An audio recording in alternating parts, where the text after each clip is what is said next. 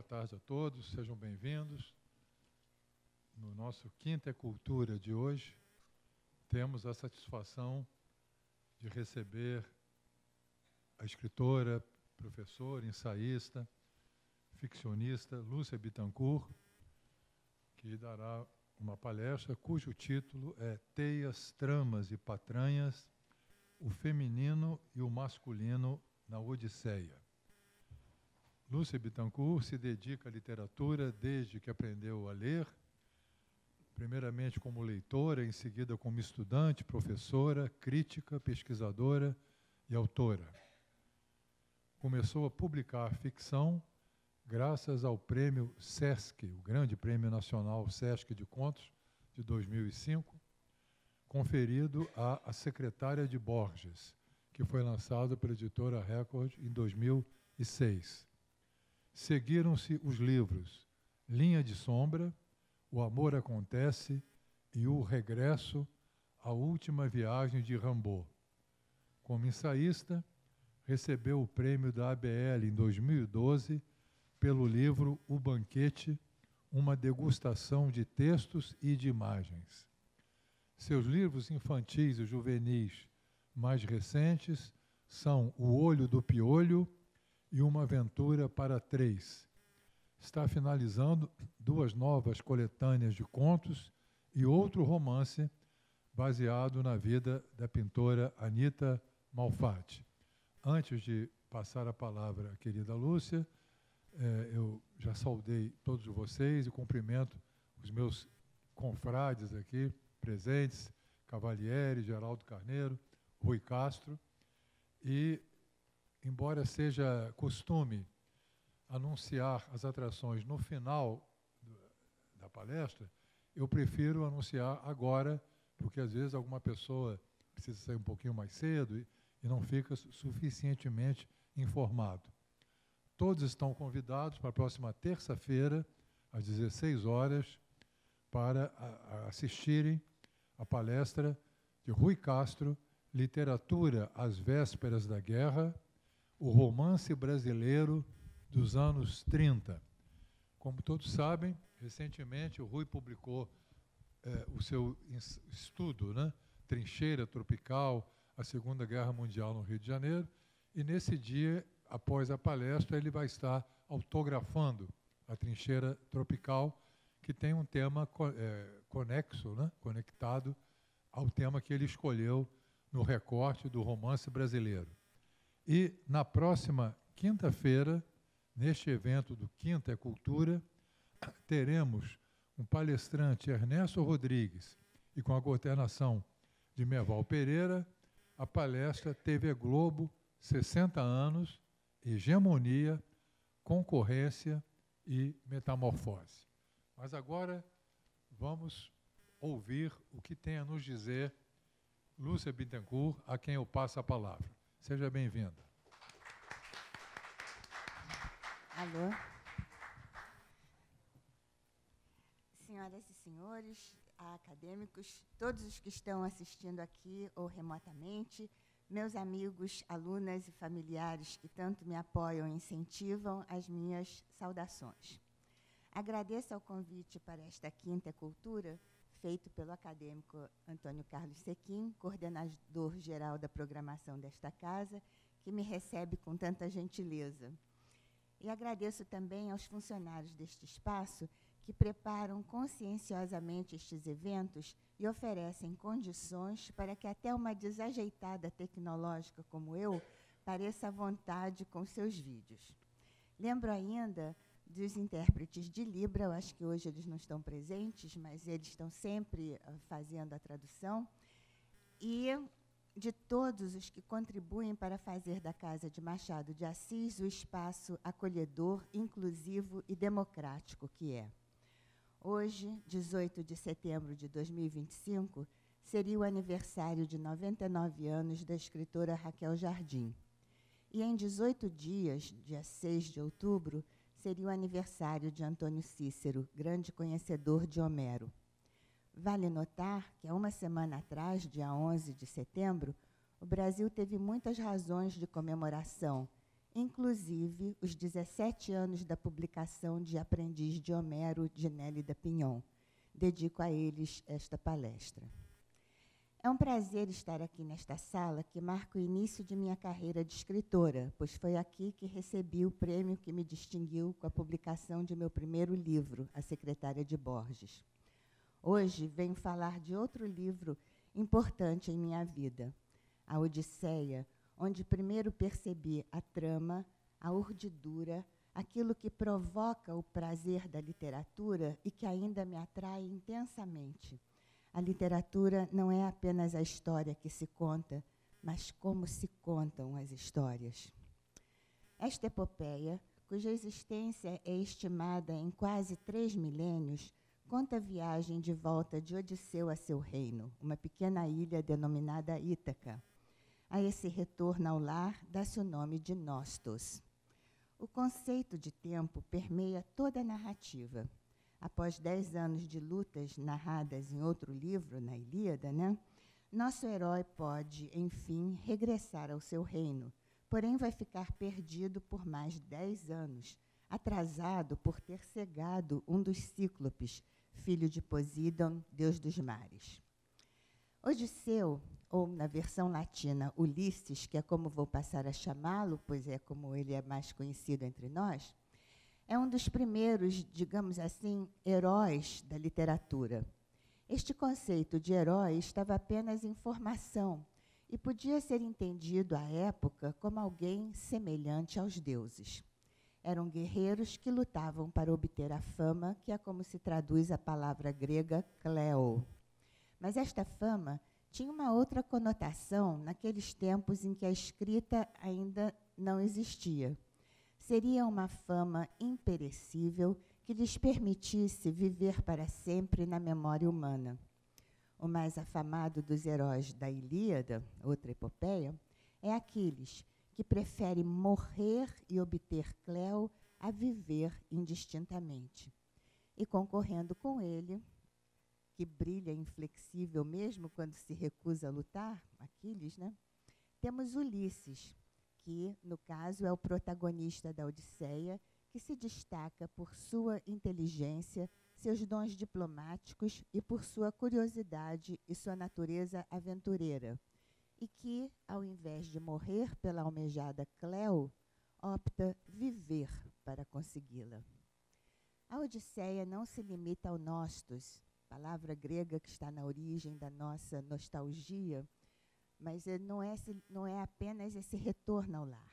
O poema pode ser lido também como um manual de civilização que prepara primeiro seus ouvintes e depois seus leitores para o mundo. Um mundo que se ampliava naquela época e que, graças às histórias contadas, começava a ter noção do valor da história, com H maiúsculo, que é a viagem humana no tempo.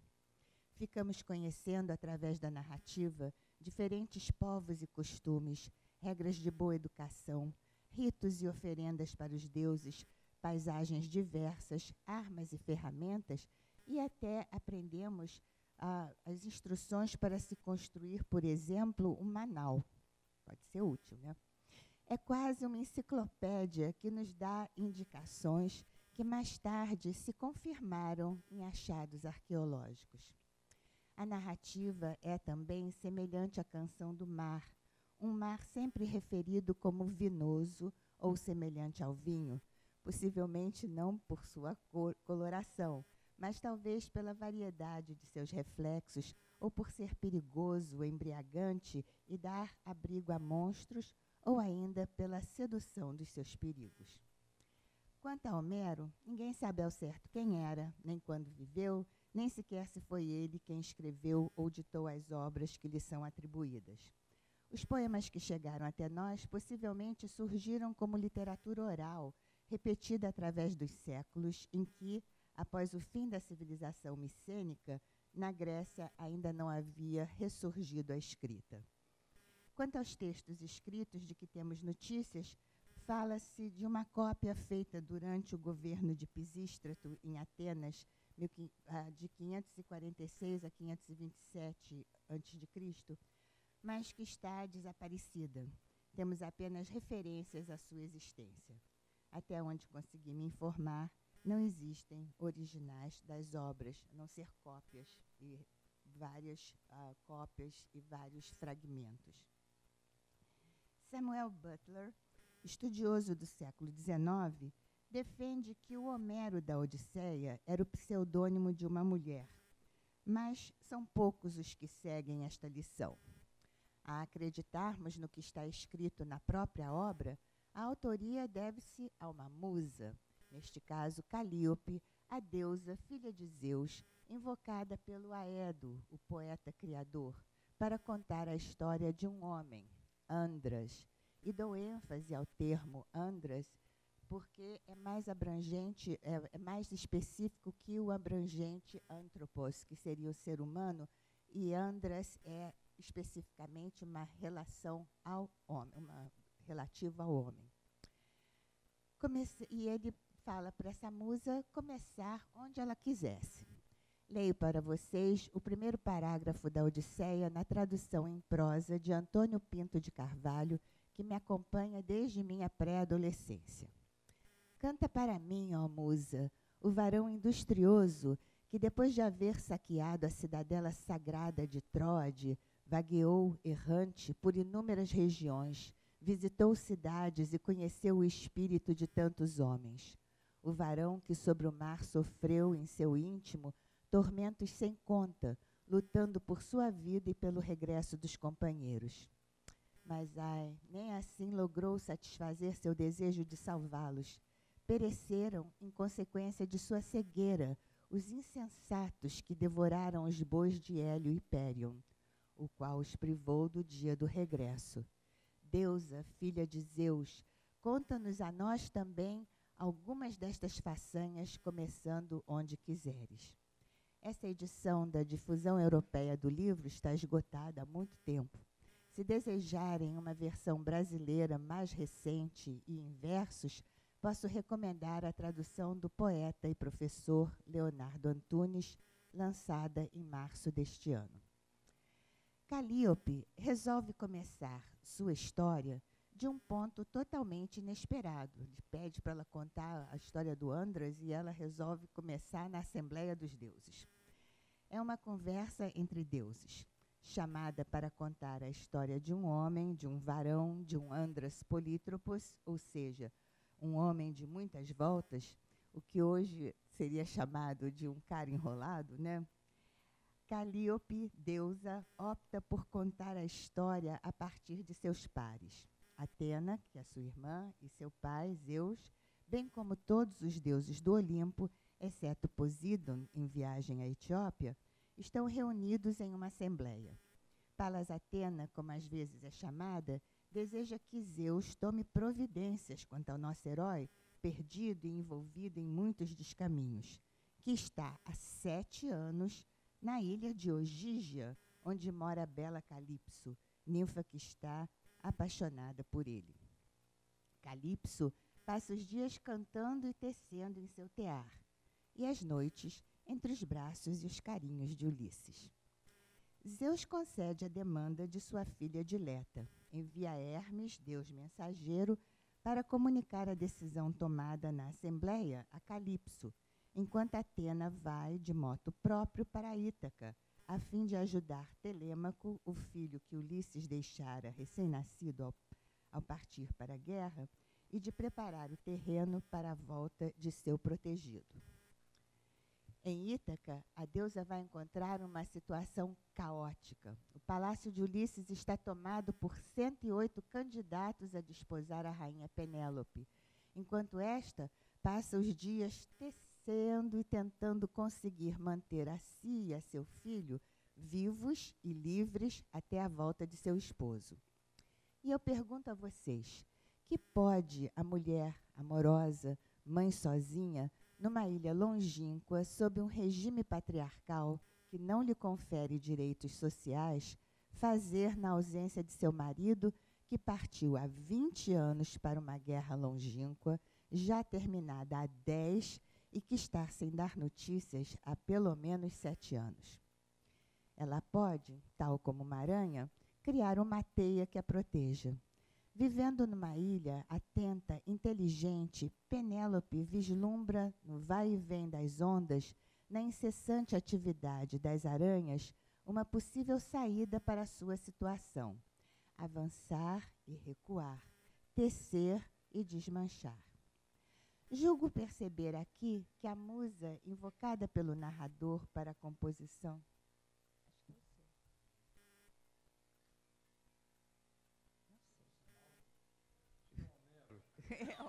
Estou mandando. Vivendo numa ilha atenta, inteligente, Penélope deslumbra. Avançar e recuar, tecer e desmanchar. Julgo perceber aqui que a musa, invocada pelo narrador para a composição de sua epopeia, mimetiza a estratégia de Penélope nas idas e vindas das ondas, nos zigue-zagues da lançadeira carregando os fios no tear. O poema vai se estruturando em forma e sons, em idas e vindas. Trago aqui um pequeno vídeo. Se eu acertar, eles me garantem que é só apertar esse botão mágico. Atena, me socorre. Para onde que eu aponto esse botão?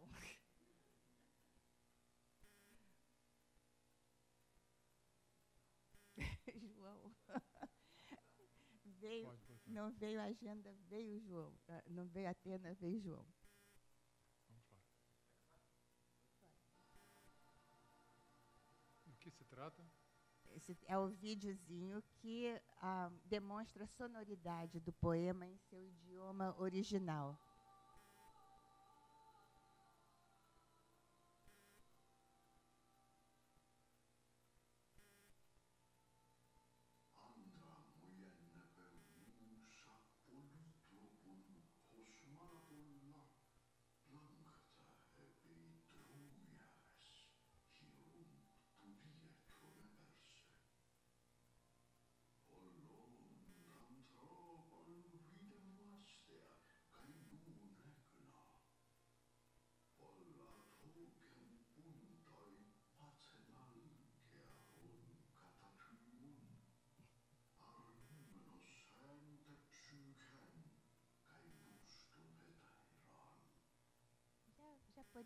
Já tiveram uma ideia do que é, né? Mas vocês veem que o poema sobe, desce, como se fossem ondas do mar mesmo, e vai e vem com aquele ênfase nas sílabas mais longas e as curtas, né?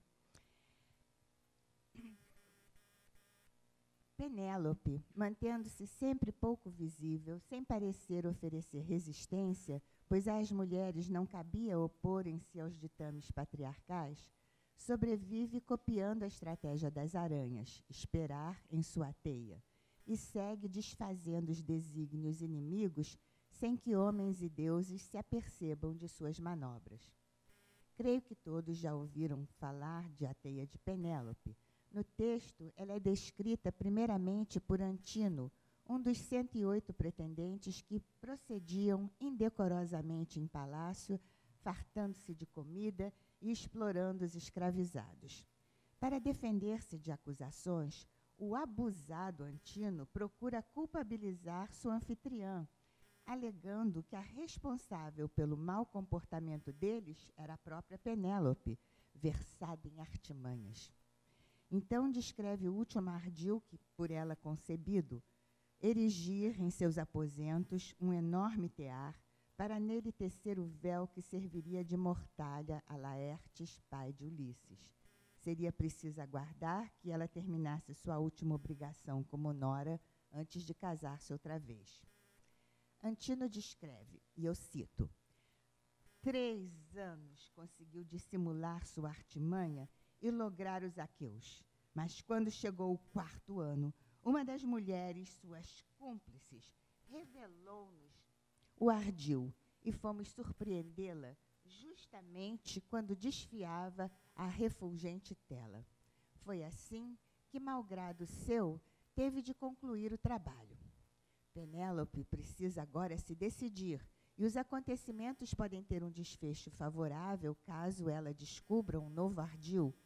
Mas, seguindo o exemplo de Calíope, a musa que nos conta a Odisseia, deixa o caos de Ítaca para surpreender o encontro entre o divino Hermes e a bela carcereira de Ulisses, a deusa Calipso. Eis a cena conforme descrita na Quinta Rapsódia. Hermes encontrou-a em casa. No interior, a ninfa, ao som de sua cristalina voz, ia passando sobre o tear a lançadeira de ouro. Em torno da gruta crescera luxuriante bosque, onde instalavam seus ninhos aves marinhas de vasta envergadura.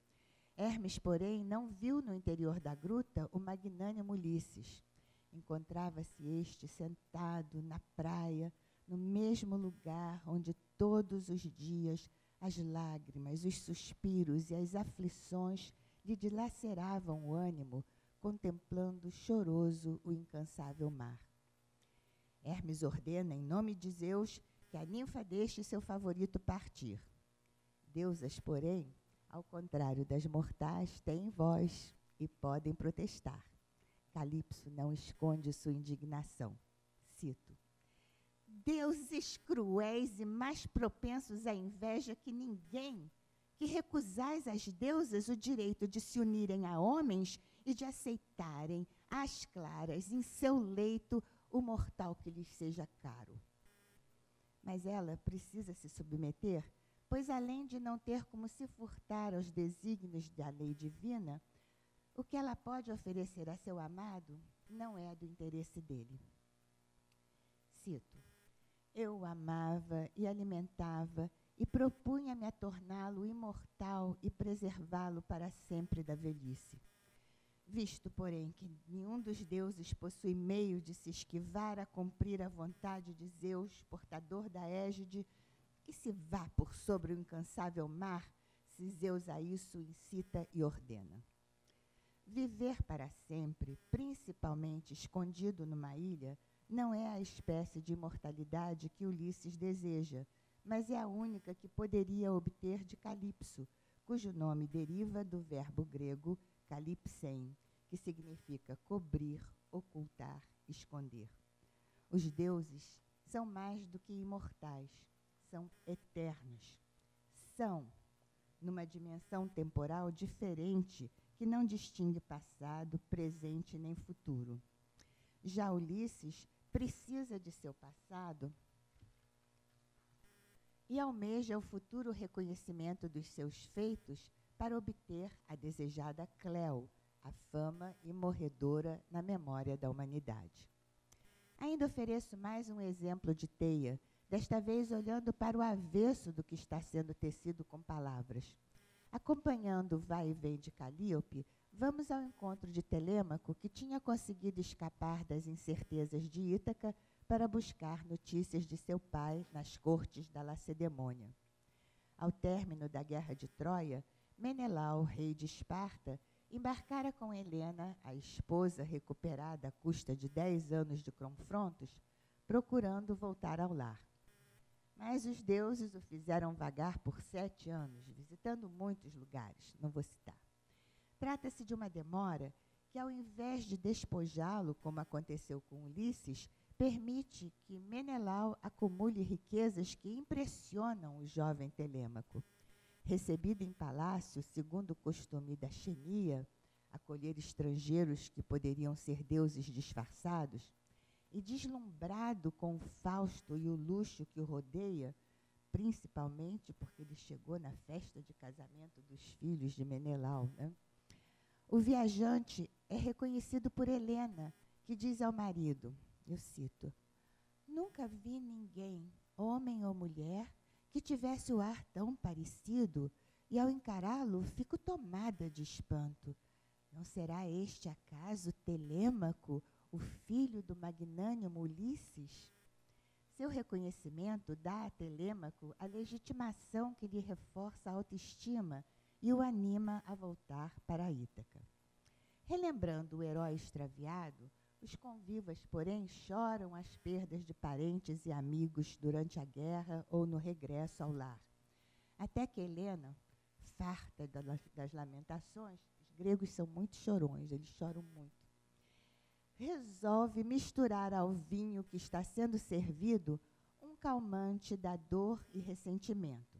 A narrativa explica que a droga era engenhosa e salutar e bloqueava as emoções.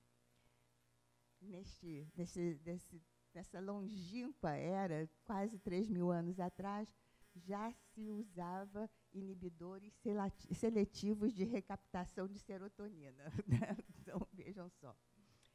Sabedora que não haveria reação negativa por parte dos presentes, Helena resolve contar que tinha reconhecido Ulisses em Troia, mesmo sob disfarce de pedinte, e que após banhá-lo, ungí-lo e vesti-lo, e depois de prometer ao amigo que não denunciaria sua presença, conseguiu que ele lhe confiasse o plano dos aqueus, que ocasionou a derrota dos troianos.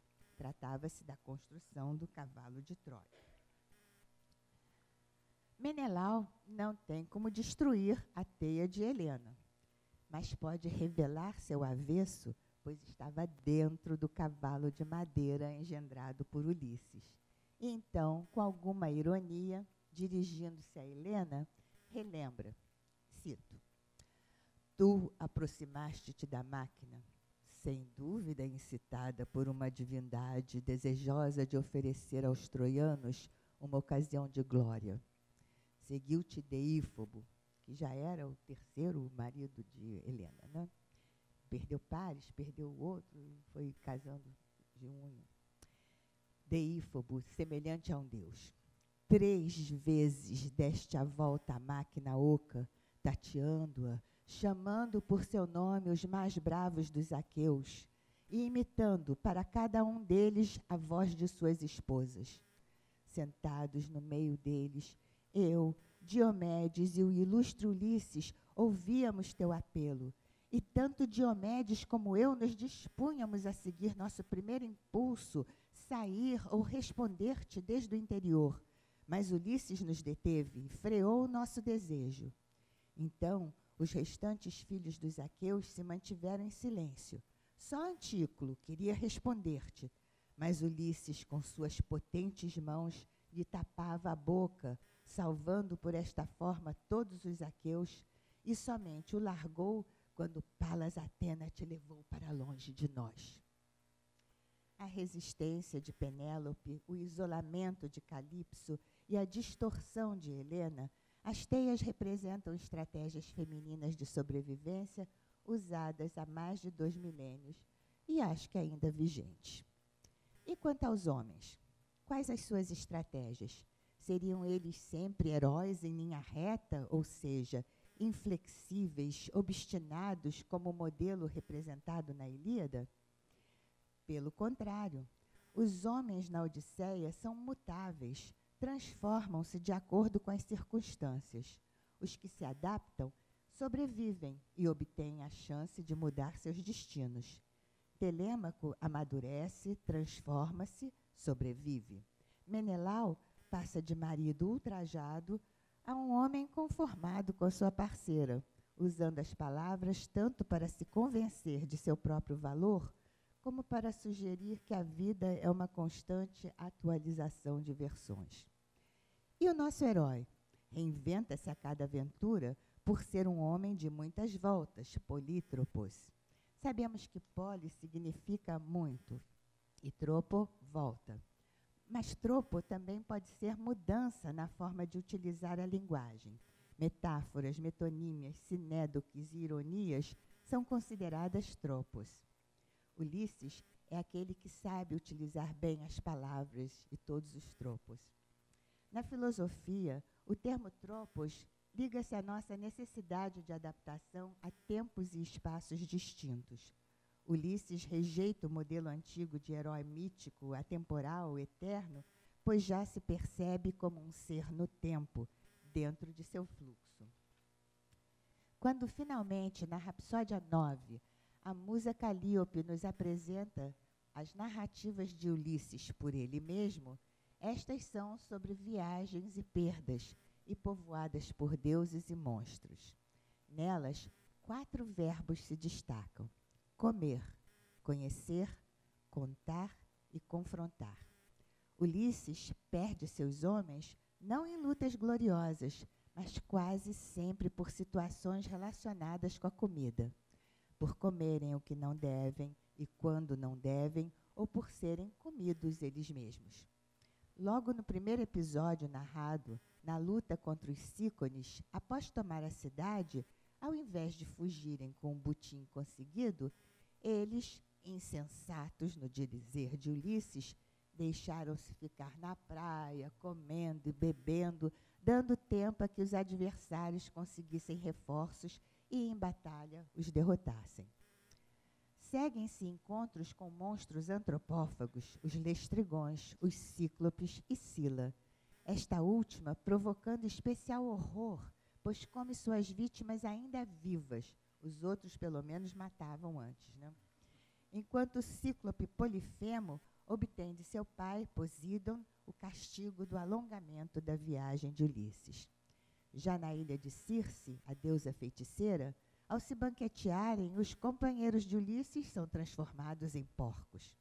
Nosso herói vai enfrentar a deusa saindo ileso, graças ao poderoso antídoto que Hermes lhe havia oferecido. E eu aproveito para dizer uma curiosidade, né? O nome deste antídoto é Molly, nome que Joyce, criador de outro Ulisses, deu à sua heroína, Molly Bloom. Ela devia ser uma equivalente de Penélope, né? Mas ela é Molly Bloom. Esse broto de Molly, né? Talvez um antídoto para impedir que seu marido virasse porco, né? Não sei. Circe e Ulisses permanecem juntos por um ano inteiro, mas os poucos marinheiros que ainda sobrevivem instam seu líder a partir.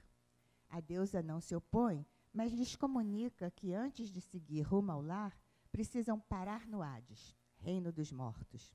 Lá, o adivinho Tiresias lhes diria o que eles precisavam saber antes de chegar em casa. Circe proporciona a Ulisses lições preciosas.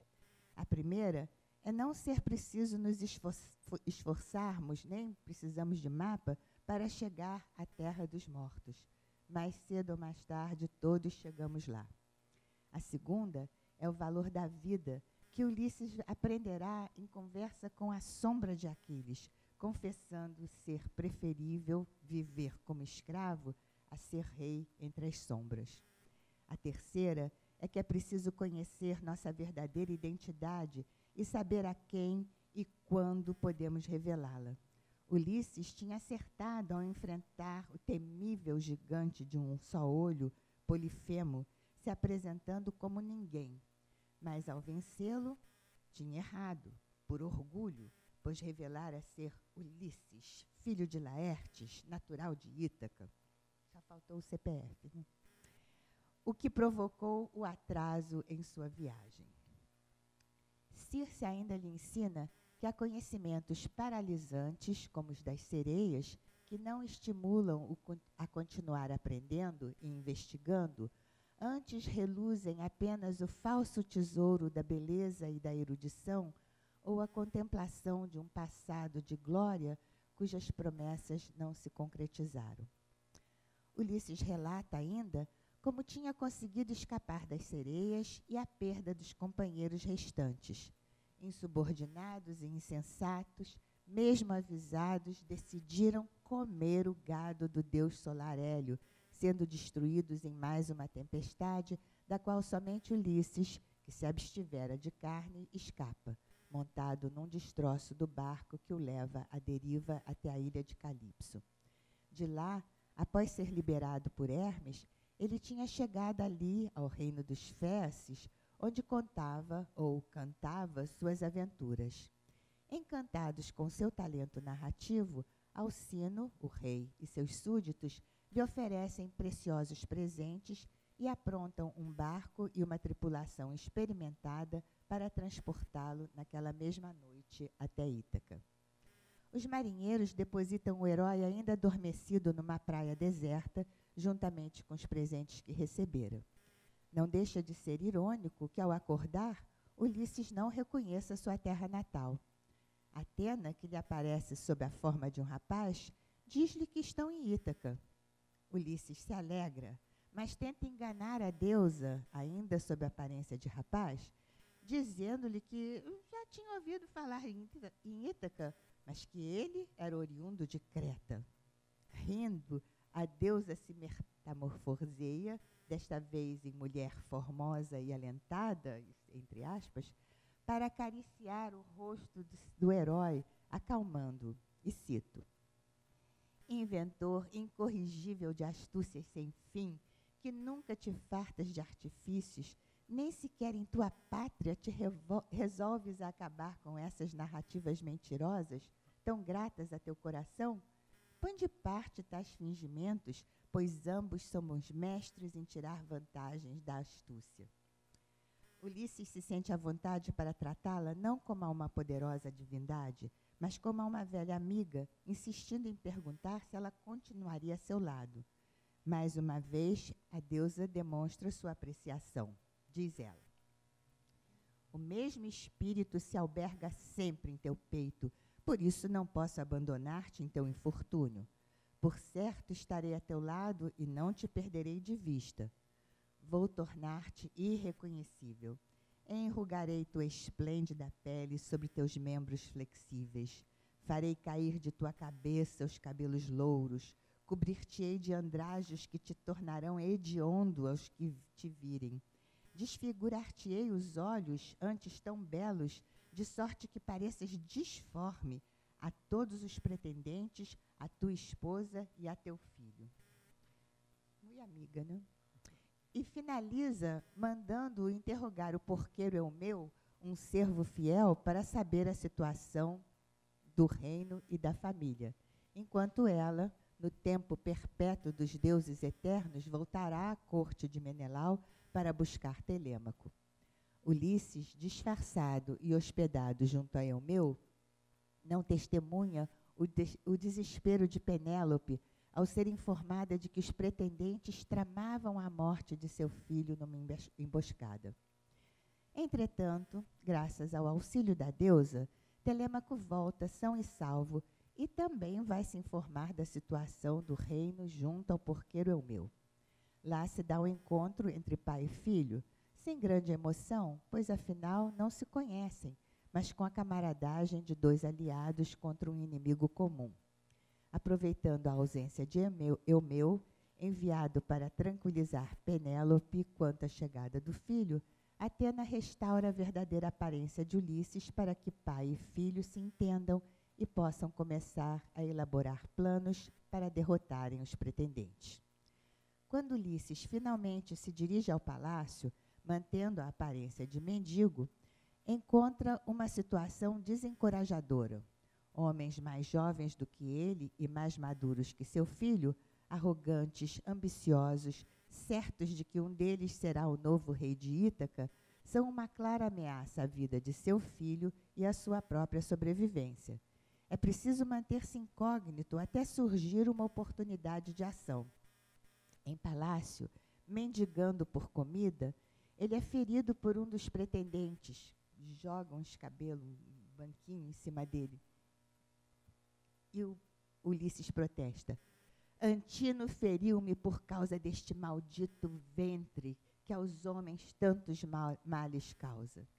Atena, sua protetora, vai-lhe insuflando cada vez mais ódio face ao comportamento dos pretendentes, que desrespeitam todas as regras de civilidade da xenia, humilhando e maltratando o pedinte. Informada da presença de um viajante que alega ter notícias de Ulisses, Penélope manifesta o desejo de vê-lo. Mas este recusa-se a comparecer imediatamente frente à rainha, que estranha esse comportamento fora do usual num ex-mulher.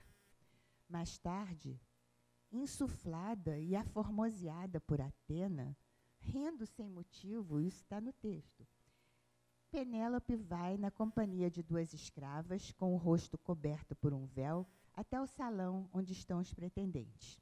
Depois de censurar que seu filho tivesse consentido com um tratamento indigno dado ao hóspede, ela aproveita para dar um recado que me parece dirigido, se não apenas aos pretendentes, mas a todos os presentes, incluindo o disfarçado Ulisses. Diz ela que, ao deixá-la de partida para Troia, O marido não sabia se voltaria vivo e lhe recomendara que tomasse conta de suas posses, olhasse por seu pai e sua mãe, e quando o filho deles tivesse barba, seria a hora dela casar-se e deixar o palácio. Finalmente, à noite, o casal se encontra frente a frente. Há uma espécie de jogo de perguntas e respostas, de subentendidos e de comparações. Penélope começa a perguntar tudo o que Ulisses não pode responder, sob pena de estragar seu disfarce. Quem és? De onde vens? Onde fica a tua cidade? Onde moram teus pais? Ele se esquiva, não responde, elogiando-a, comparando-a a um rei excelente. Ela não insiste e passa a se confessar a este suposto estranho. E digo suposto, pois se Helena, apenas uma amiga, tinha sido capaz de reconhecê-lo sob disfarce em Troia, por que razão sua própria mulher não o reconheceria? Mas, sendo sagaz, Penélope não o força a se desmascarar. Antes, aproveita para lhe pôr a par das suas próprias preocupações. Fala de sua beleza perdida, de sua tristeza com a ausência do marido, da teia que durante quase 4 anos havia conseguido postergar suas novas núpcias e de sua falta de opções no momento. E volta a perguntar: dize-me qual tua raça e a tua pátria. O que Ulisses faz é informar-lhe o que tem dito a todos, para não desfazer a sua história, a sua versão. Tem dito a todos que é natural de Creta, e Creta, na Grécia Antiga, era conhecida por ser terra de mentirosos. E logo ele começa a contar-lhe sobre Ulisses, mas na terceira pessoa. Penélope escuta, derretendo-se em lágrimas, e cito: chorava por um esposo que tinha à sua beira. Ela pede-lhe sinais mais precisos. A rainha reconhece as descrições detalhadas que o hóspede fornece. Então anuncia que a partir daquele momento ele será tratado com amor e respeito em seu palácio. Vemos que um entendimento começa a surgir entre os dois, cheio de hesitações e lágrimas. Ela, insegura quanto a ser ainda amada, procurando reconhecer no Ulisses envelhecido e miserável traços do marido. Este pede a ela que preste atenção, pois quer dizer-lhe a verdade, e vai soltando pequenos fragmentos como: há muito que Ulisses podia estar aqui, ou Ulisses está a salvo e não tardará em chegar. Penélope, sagaz, contida, oferece-lhe então os serviços de Euricleia, a velha ama de Ulisses, mas em termos que nos fazem suspeitar que já sabe a verdadeira identidade de seu hóspede. Cito: vamos, prudente Euricleia, levanta-te e lava este varão. Tem ele a mesma idade que teu amo. Como é que ela pode saber? Não falou, né? E, sem dúvida, os pés e as mãos de Ulisses serão semelhantes aos dele, porque na desgraça os homens depressa envelhecem. A ama confirma, ampliando as semelhanças, dizendo que entre os muitos viajantes do reino, que aportaram no reino, ainda não tinha visto nenhum que tanto se parecesse com Ulisses na estatura, na voz e nos pés. Segue-se a famosa cena de reconhecimento que inspirou a Auerbach o primeiro capítulo de seu livro Mimeses. Ao lavar os pés do visitante, a velha escrava reconhece a cicatriz de Ulisses e, nervosa, derrama toda a água e deseja correr para anunciar o retorno à rainha. Euricleia é silenciada pelas poderosas mãos de Ulisses, do patrão, que havia feito o mesmo com Antíoco, lembram-se, dentro do cavalo de Troia. É muito cedo para que a notícia de sua volta chegue aos pretendentes. Penélope, que se distanciara durante a cena de reconhecimento, volta para contar ao estrangeiro, e eu ponho entre aspas, um sonho que tivera, pedindo-lhe que o interpretasse. Neste sonho, uma águia, que no sonho se identifica como Ulisses, mata todos os gansos que estavam se alimentando no pátio. Nosso herói responde-lhe que, cito, o próprio Ulisses te indicou a maneira de cumprir o sonho, Os pretendentes terão ruína certa e nenhum escapará à morte. Então, ela resolve contar o que estava pensando em fazer para que ele gravasse no espírito. Como se via forçada a uma decisão, e impor um certame aos pretendentes. O vencedor seria o seu escolhido. A resposta do homem é uma aprovação inequívoca. Vejam. Digna esposa de Ulisses, filho de Laertes, não tardes em abrir este concurso em teu palácio, porque o circunspecto Ulisses chegará aqui antes que esses homens, manejando o arco polido, tenham retesado a corda e atravessado os machados com a flecha. Depois, ambos vão dormir, cada qual num aposento diferente. Mas, ao acordar, Penélope comenta em voz alta: assim, esta noite, dormia a meu lado um homem que se assemelhava a Ulisses, tal como ele era quando partiu com o exército, e meu coração se regozijava, pois não pensava que fosse um sonho, e sim uma realidade. Está na Rapsódia 20. Ulisses, ao escutá-la, tem a impressão de ter sido reconhecido. Mas nesse ínterim, nesta mesma manhã, mais um banquete está sendo preparado para os pretendentes, que permanecem indiferentes aos sinais e às profecias que anunciam o retorno e a vingança do rei. Penélope avisa que chegou o momento decisivo. Ela acompanhará o vencedor da prova do arco de Ulisses, que ela mesma leva para o salão. Nenhum dos pretendentes, porém, está à altura do certame, e Penélope retira-se por ordem de Telêmaco. Segue-se a crua vingança planejada por Ulisses com a instigação de Atena e com a ajuda de Telêmaco, Eumeu e Filécio, outro servo fiel.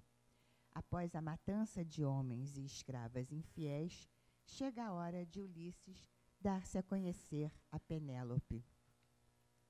Esta habilmente o põe à prova quanto ao seu interesse no leito conjugal.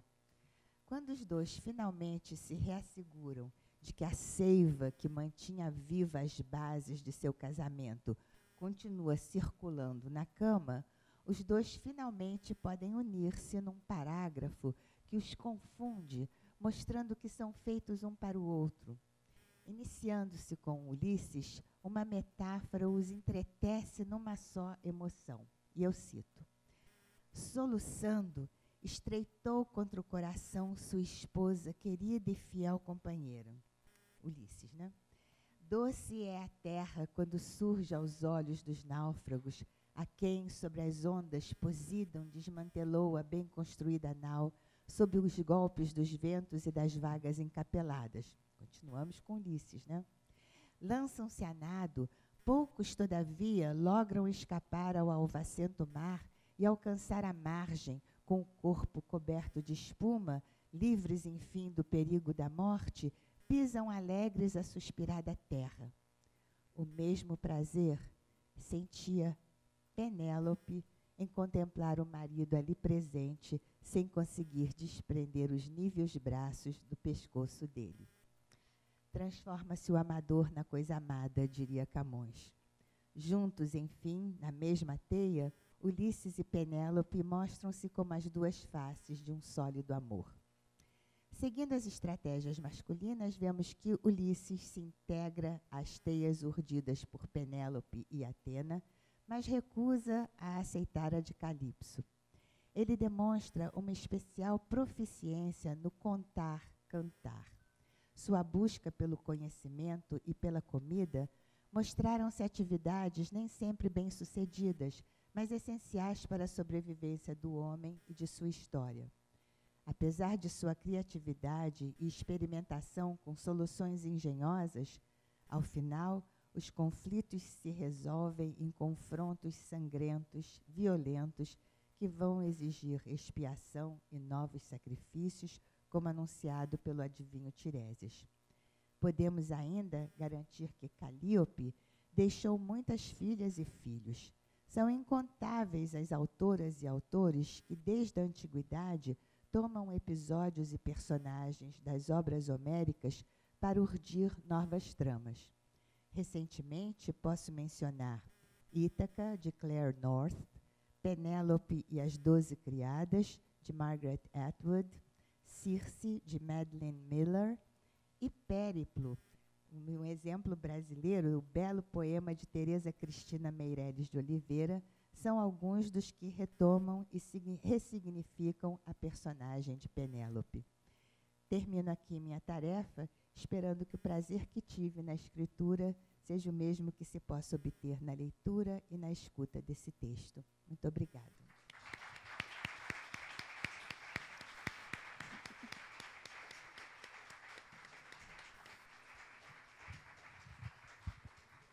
Muito bem. Agradecemos a Lúcia Bittencourt por essa bela aula, nessa travessia pelos mares e pelas terras da Odisseia. Esperamos ter a satisfação de tê-la aqui outras vezes para novas viagens e agradeço a todos vocês pela presença. Está encerrada a sessão.